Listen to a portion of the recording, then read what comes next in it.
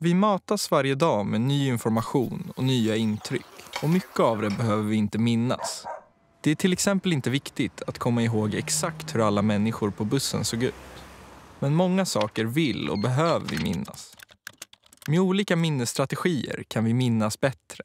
En sån strategi är Loci-metoden, även kallad minnespalats. Loci är latin för platser.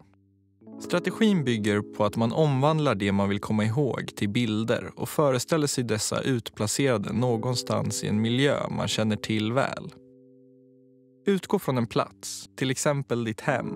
Det bästa är om platsen är uppdelad i flera delar, till exempel olika rum. Ju mer avgränsade platserna är från varandra, desto lättare blir det. Gå en promenad genom ditt palats och placera ut det du behöver komma ihåg.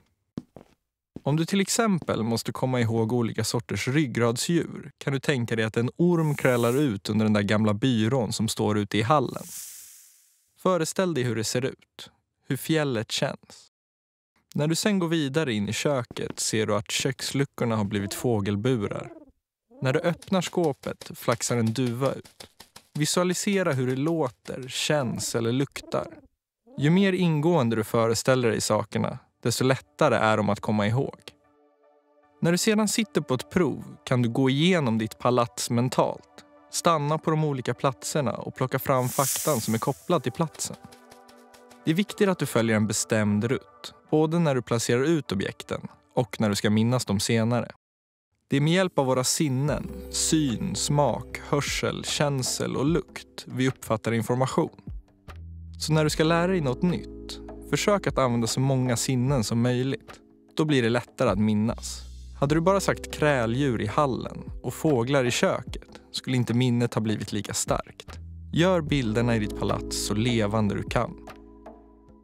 Hur eller var du placerar ut kunskapen behöver inte vara logiskt eller användbart för någon annan. Metoden funkar bättre ju konstigare och mer personlig informationen du kopplar till objektet eller platsen är.